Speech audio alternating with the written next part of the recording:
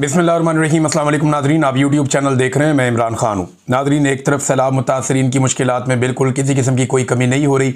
हुकूमत बड़ी कामयाबी से इसको डाउन प्ले कर चुकी है। सैलाब मुतासरीन अपने इलाकों में वापस नहीं जा सकते क्योंकि उनके एरियाज़ में खड़ा पानी निकालने का हुकूमत के पास कोई बंदोबस्त नहीं है। और गलत बंद तोड़ने की वजह से और नाक़िस हिकमत अमली और प्लानिंग की वजह से लोगों का नुकसान अरबों में हुआ है। लोगों की तमाम जमा पूंजी ज़ाया हो गई। बहुत सारे लोग ये कहते रहे कि उनकी बच्चियों का जहेज़ तक तबाह हो गया, क्योंकि आगे बारिशों के बाद जो है वो शादियों का सीज़न है। और जब किसान फारिग हो जाता है अपनी कुछ फसलों से, ख़ास तौर पे चावल की फसलों से, तो उसके बाद वो बेटियों की शादियां करते हैं, तो बहुत सारी बच्चियों का जहेज़ भी तबाह हो गया। ऐसी खौफनाक कहानियां हमारे सामने आ रही हैं। पानी से बार बार लाशें मिल रही हैं, लेकिन इसके बावजूद पाकिस्तान के हुक्मरानों की तवज्जो किसी और बात पे है। पाकिस्तान के आर्मी चीफ पाकिस्तान के वज़ीर आज़म को लेकर दौरा कर रहे हैं, और जो सिंध की हुकूमत है वो पीपल्स पार्टी के पास है, तो जरदारी ख़ानदान जो है वो चाइना के दौरे पर है। शहबाज शरीफ साहब के दौरे रुक ही नहीं रहे। मरियम नवाज़ पंजाब वापस पहुंची जापान से होकर, और पंजाब में उन्होंने बजाय इसके कि लोगों के लिए आसानी का बायस बनती या लोगों की मुश्किलात में कमी पैदा करती, वो जहां जाती हैं वहां मुश्किलात बढ़ जाती हैं। इस पर बाद में बात करते हैं, लेकिन पाकिस्तान की सियासत अभी दोबारा इमरान खान साहब के गिर्द घूम रही है और बहुत तेज़ी से घूम रही है। इमरान खान साहब ने अपने तर्ज अमल से यह साबित किया है कि मौजूदा आर्मी चीफ आसिम मुनीर वो इमरान खान साहब को काबू नहीं कर सकते। गो के उनके पास ओहदा बहुत बड़ा है, वो पाकिस्तान के आर्मी चीफ है, स्याह और सफ़ेद के मालिक बने हुए हैं। वो पाकिस्तान के वज़ीर आज़म को कंट्रोल करते हैं, पाकिस्तान के सदर को कंट्रोल करते हैं। यानी आसिम मुनीर साहब इस वक्त सदर पाकिस्तान को भी कंट्रोल करते हैं। आसिम मुनीर साहब इस वक्त पाकिस्तान के वज़ीर आज़म को भी कंट्रोल करते हैं। वो अपने वज़ीर दाखिला के ज़रिए से, जो उनके बड़े अजीज़ हैं मोहसिन नकवी, उनके ज़रिए से पूरी कैबिनेट को और मुल्क को कंट्रोल करते हैं। पीसीबी से लेकर नीचे तक तमाम इदारों को कंट्रोल करते हैं, लेकिन जेल में बैठे हुए एक कैदी को कंट्रोल नहीं कर सकते। इमरान खान वाहिद आदमी है जो आज़ाद है। हर वज़ीर आला आर्मी चीफ के कंट्रोल में है, वज़ीर आज़म कंट्रोल में है, सदर पाकिस्तान कंट्रोल में है, तमाम वज़रा कंट्रोल में है, तमाम इदारे कंट्रोल में है, पूरा का पूरा मीडिया कंट्रोल में है। मुल्क की ब्यूरोक्रेसी से लेके एक एक चीज़, पूरे मुल्क का हर नट बोल्ट आर्मी चीफ के कंट्रोल में। लेकिन कोई कंट्रोल में नहीं है तो वो इमरान खान है। इमरान खान काबू नहीं आ रहा, और इमरान खान काबू नहीं आ रहा इसका एक सबूत जो है वो अभी दोबारा हमारे सामने आया। इमरान खान साहब से तहकीकात के लिए जो टीम पहुंची सरकारी, उन्होंने इमरान खान साहब से कुछ सवाल जवाब किए। अब उनका जो इमरान खान साहब ने क्लास ली है उनकी, उससे अंदाज़ा होता है कि ये शख्स कितने मजबूत आसाब का मालिक है। और फिलहाल ये ना तो आर्मी चीफ से डरता है, ना ये अपने मुखालिफिन से डरता है, ना इसे मौत का डर है।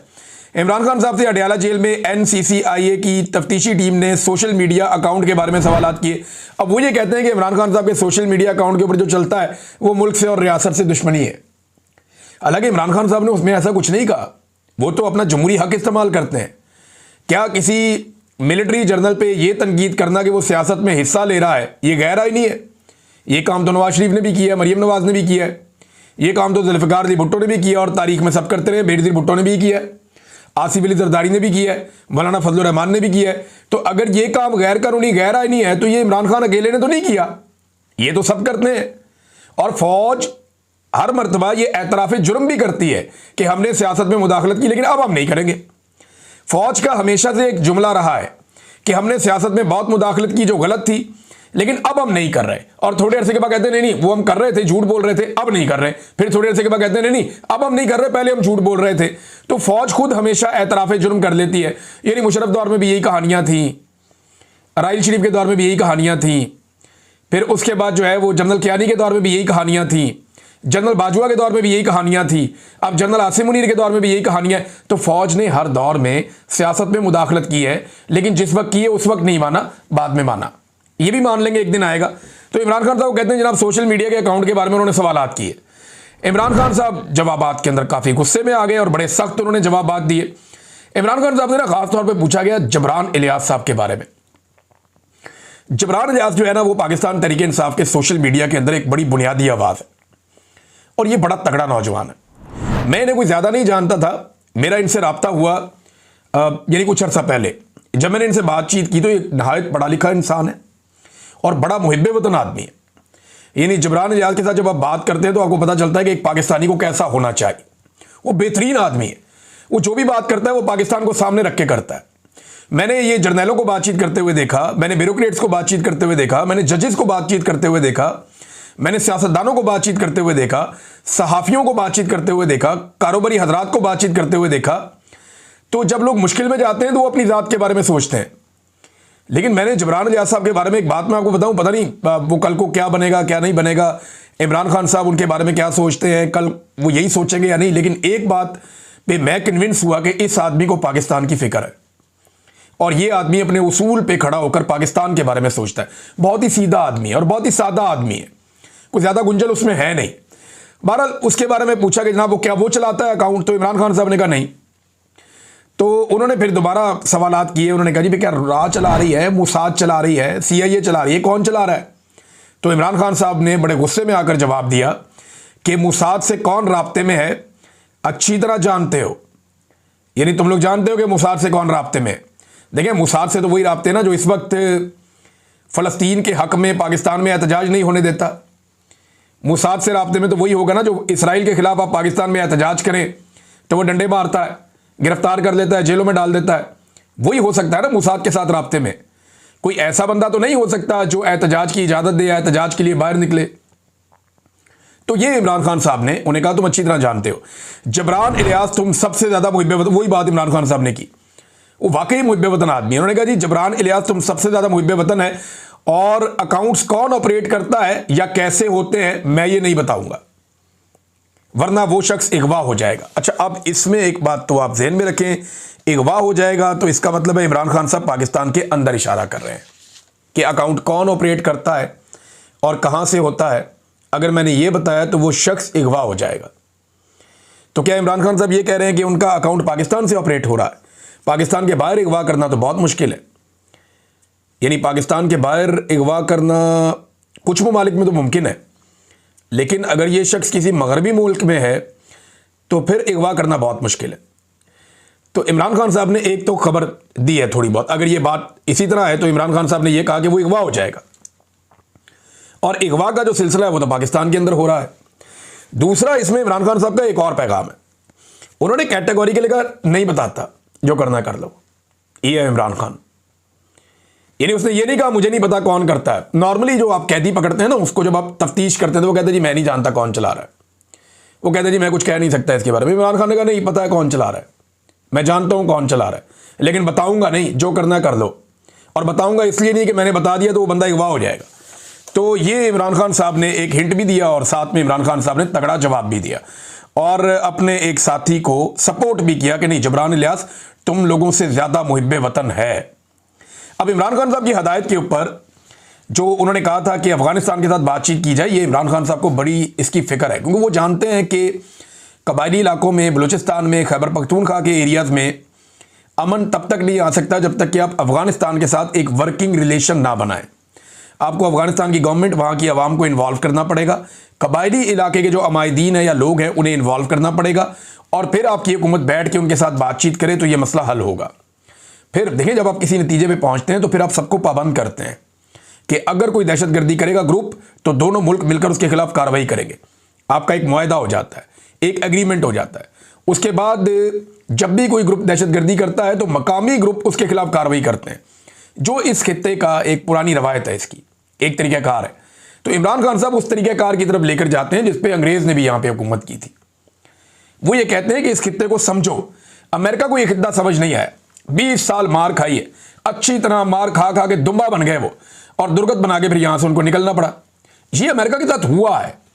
ये अमरीकी सदर ने खुद कहा कि ये रियासतों का कब्रिस्तान है, यहाँ बड़ी रियासतें दफन है, बेड़ा गर्क कर दिया इन्होंने अफगानियों ने मार मार के, लिहाजा जान छुड़ाओ इनसे। ये पश्तून ऐसे मार नहीं खाते, लिहाजा निकलो यहां से। अब इमरान खान साहब ये कह रहे हैं कि जहां अमेरिका ने पूरी दुनिया के साथ मिलकर मार खाई, अपनी फौज को, अपने इदारों को और अपनी सिक्योरिटी फोर्सेस को इसमें मत फंसाओ। पहले भी हमने बहुत लाशें उठाई हैं, 70-80 हज़ार लाशें हम उठा चुके हैं अपने कंधों पे या इससे ज्यादा। हमने एक बुकटी को कत्ल किया था तो 10,000 लाशें बलूचिस्तान में पड़ी हुई हैं। उसके बाद आपकी 70-80 हज़ार लाशें कबायली इलाकों में हैं। पूरे पाकिस्तान में बम धमाके होते थे, वो सिलसिला दोबारा शुरू ना हो तो एक लीडर आपको यही कहेगा कि रास्ता निकालो, बातचीत करो और मामले को हल करो, और फिर सारे मिलकर जब इकट्ठे हो जाएं, एक पॉइंट पे पहुंच जाएं, तो फिर जहां से कोई गलत करे मिलकर उसका कला कमा करो। ये है तरीक़ाकार अमन लाने का। लेकिन ये शायद पाकिस्तान की इस्टेब्लिशमेंट को सूट नहीं करता। वो अकेले हीरो बनने के लिए जाते हैं और अकेले जब वो आगे होते हैं तो फिर फंड्स भी खुलते हैं, डॉलर भी मिलते हैं। तो डॉलर की जंग के लिए पाकिस्तान का बेड़ा गर्क हमेशा हुआ है। और यही बात जो है वो मंजूर पश्तीन भी करते हैं, यही बात जो है वो मुराद सईद भी करते हैं, यही बात जो है एमल वली खान भी करते हैं, यही बात जो है फजलुर रहमान भी कहते रहे हैं, और यही बात आज पाकिस्तान तहरीक इंसाफ के लोग भी कह रहे हैं। इमरान खान साहब की हदायत के बाद महमूद खान अचकज़ई साहब हैं, असद कैसर साहब हैं। असद कैसर साहब के घर पे बहरहाल ये हुई है मुलाकात। रऊफ़ हसन साहब थे, आतिफ खान साहब थे, लतीफ़ खोसा साहब को मैंने देखा, और इसमें अल्लामा राजा नासिर अब्बास साहब बड़े काबिल ज़िक्र हैं। इन सब लोगों ने अफ़गानिस्तान के जो इस्लामाबाद में सफ़ीर हैं उनसे मुलाकात की है और इनके साथ बातचीत की। अब बातचीत का आगाज़ हो गया। जो इमरान खान साहब की हदायत थी, अली अमीन गंडापुर साहब ने तो बात नहीं मानी। अब हो सकता है कि ये लोग इसके बाद अफ़गानिस्तान जाएं और अफ़गानिस्तान की हुकूमत के साथ बातचीत करें, मामलात को आगे बढ़ाएं और कोशिश करें कि कोई पुल का किरदार अदा करें ताकि खित्ते में अमन आ सके। ख़ास तौर पे जो पाकिस्तान के कबायली इलाके हैं जहाँ पे बहुत ज़्यादा कत्ल गारतगिरी हो रही है, यानी हमारी फोर्सेस कत्ल हो रही हैं, हमारी क़यादत को फिक्र ही नहीं। नौजवान रोज़ाना शहीद हो रहे हैं, फ़ौजी शहीद हो रहे हैं, अफसरान, और हमें फिक्र ही नहीं है। भाई ये लड़ाई इस तरह की नहीं है कि आप इसको इस तरीके से लड़ें। आपको ये लड़ाई को किसी मंतकी अंजाम तक पहुंचाना पड़ेगा और सबको इकट्ठा करके दहशतगर्दी खत्म करनी पड़ेगी। ये नहीं हो सकता कि आप फैसला कर लेंगे, आप अकेले लड़ते रहेंगे और दहशतगर्द तो आते रहेंगे, फिर आप क्या करेंगे? तो आपको वो बंद बांधना है जहां से दहशतगर्दी पनपती है और शुरू होती है, इनके रास्ते बंद करने होंगे। अब नाज़रीन, इस्लामाबाद हाई कोर्ट में जो डेवलपमेंट्स हो रही थी उसमें कुछ चीज़ें हैं, मैं आपके साथ शेयर करता हूं। नंबर 1 तो ये है कि जस्टिस जहांगीरी के साथ वकला बहुत बड़ी तादाद में खड़े हो गए। जो उनको काम करने से रोका गया है ना, ये तो रेड लाइन क्रॉस कर दी है वकला की और अदलिया की, chief justice Islamabad high court ने। देखिए, chief justice Islamabad high court जो है, ये जस्टिस डोगर इनको लाया इसी काम के लिए गया था कि एस्टेब्लिशमेंट की मर्जी के मुताबिक मामला चलें। एस्टेब्लिशमेंट के जो पसंद के जजेस हैं उनके पास केसेस लगें और उनकी पसंद के मुताबिक फैसले आएँ। जो जजेस एस्टेब्लिशमेंट को पसंद नहीं उनको फारिग किया जाए। अब मिसाल के तौर पे जस्टिस जहांगीरी साहब को काम से रोक दिया गया।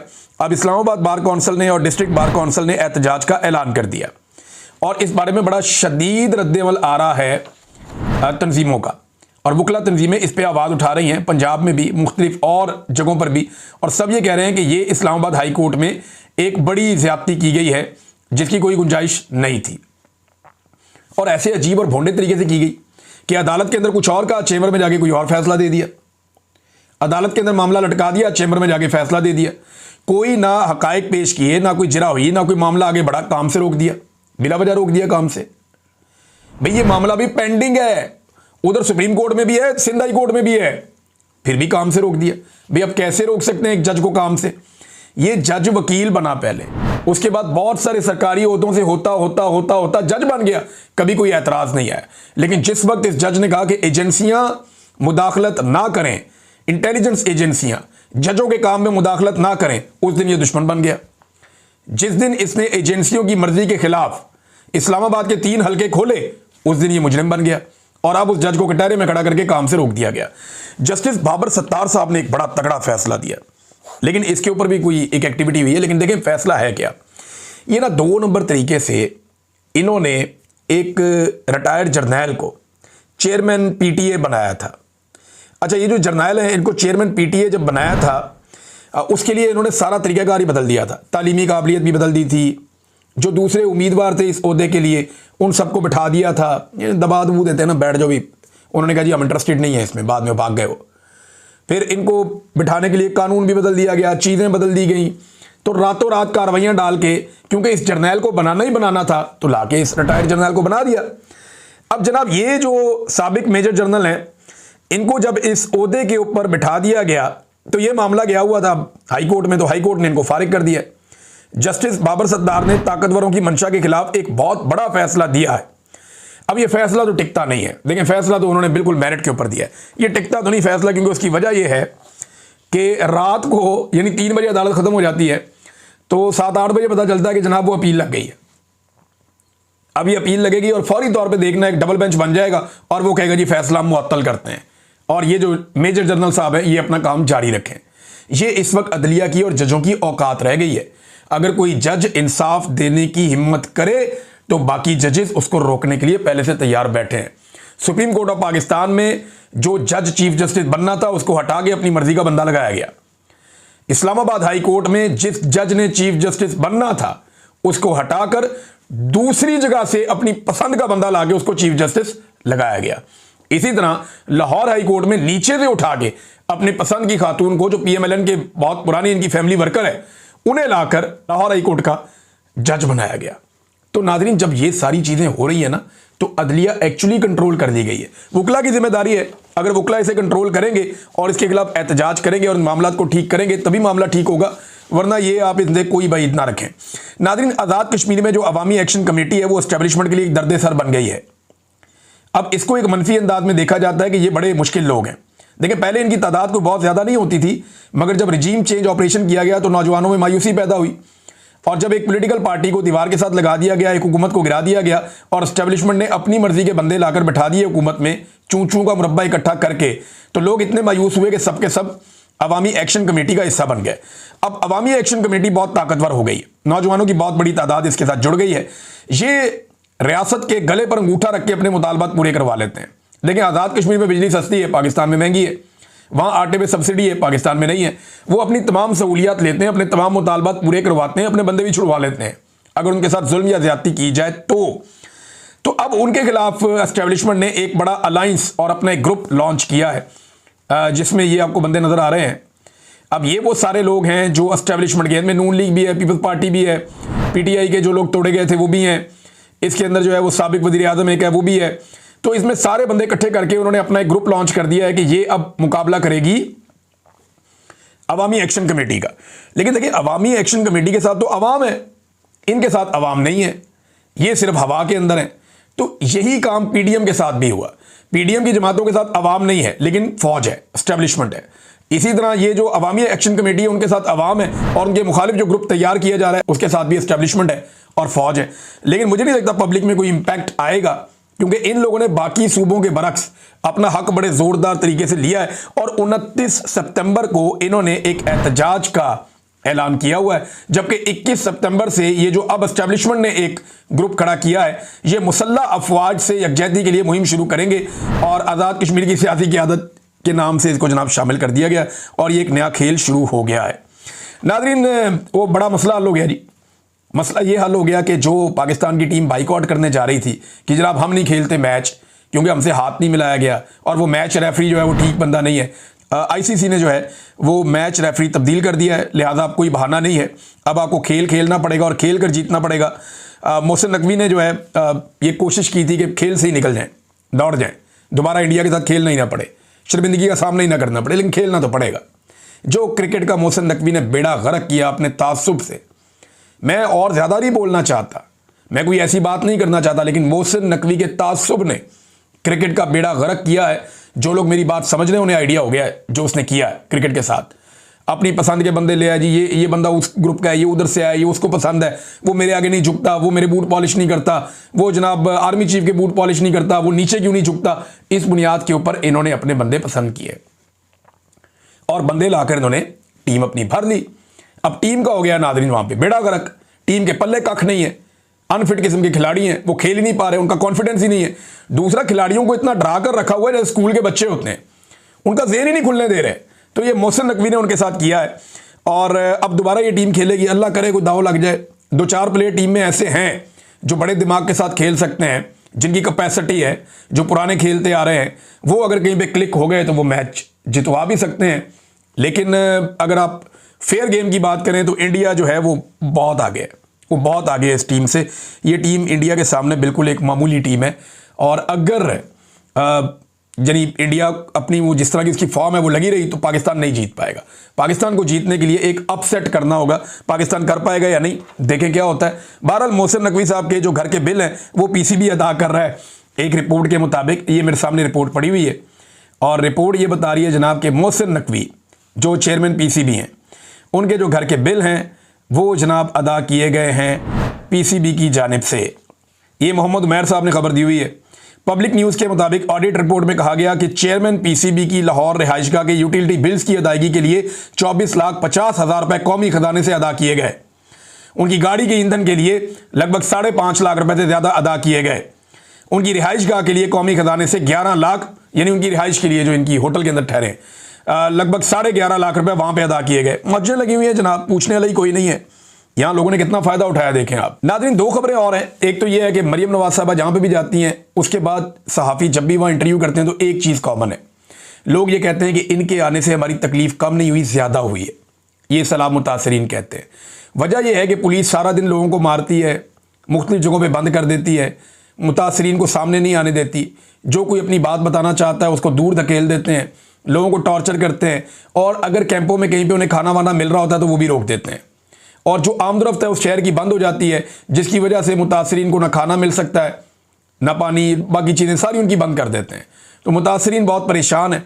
बल्कि वो ये कहते हैं कि मरियम नवाज ना ही आए तो अच्छा है, कम से कम फलाई तंजीमें और जो यहाँ के लोग हैं वो हमारी मदद तो कर रहे हैं। लेकिन जैसे ही ये टिकटॉकर और बाकी सारे लोग वहाँ पहुँचते हैं तो बेचारे मुतासरीन का हाल बुरा हो जाता है, वो बेचारे इंतज़ार करते रहते हैं। और ये बहुत सारे इंटरव्यूज़ हैं, ये सोशल मीडिया पर मौजूद हैं, आप जाकर सुन सकते हैं, सारा दिन ये रिपोर्ट होता रहता है। नाज़रीन, इसराइल ने गज़ा पे एक बहुत बड़ा हमला शुरू कर दिया है और अब ज़मीनी हमला भी हो गया है। ज़मीन से, फ़िज़ा से और समंदर से ये एक शदीद तरीन हमला है और बहुत बड़ी तादाद में फ़लस्तीनी हिजरत करने पर मजबूर हैं। लेकिन देखें, गज़ा के मामले में कौन जाएगा। यहाँ कतर के ऊपर एक अटैक हुआ, सारे मुल्क इकट्ठे हो गए, अरब ममालिक भी आ गए, पाकिस्तान भी चला गया, दीगर मुल्क भी आ गए, एक इत्तेहाद बन गया, बड़ा सख्त स्टेटमेंट आ गया। अमेरिका ने अफसोस का इजहार कर दिया, मजम्मत तो नहीं ऐसी देखी मैंने। यूरोप जो है वो साथ खड़ा हो गया। लेकिन फ़लस्तीन के ऊपर हर दूसरे दिन एक बहुत बड़ा अटैक लॉन्च होता है, लेकिन इस तरह की एफर्ट नहीं होती। कभी आपने देखी है? वजह ये नहीं है कि इनकी शक्लें एक दूसरे से अलग हैं या वो कोई सुपीरियर लोग हैं, वो भी अरबी बोलते हैं, वो भी अरबी बोलते हैं। मामला सिर्फ इतना है कि उनके पास पैसे हैं और वो गरीब हैं, बस इतनी सी बात है। कतर के लोग अमीर हैं, उनके पास बहुत पैसा है, वो दुनिया को पैसा दे सकते हैं, पैसा दिखा सकते हैं, चमक दिखा सकते हैं, सारे उनके साथ खड़े हो गए। गाज़ा के लोग बहुत गरीब हैं, उनके पास पैसा नहीं है, ज़मीन नहीं है, खुराक नहीं है, वो किसी को कुछ दे नहीं सकते, लिहाजा उनके साथ कोई भी ऐसे खड़ा नहीं होता। बस ये फ़र्क है, और ये फ़र्क हमें पहचानना पड़ेगा। अपनी हैसियत को बढ़ाएं ताकि लोग आपके होने से या ना होने से मुतासिर हों, वरना किसी को कोई फ़र्क नहीं पड़ता। ये हकीकत है। अब तक के लिए इतना ही। अपना ख्याल रखिएगा, अपने इस चैनल का भी। अल्लाह हाफ़िज़।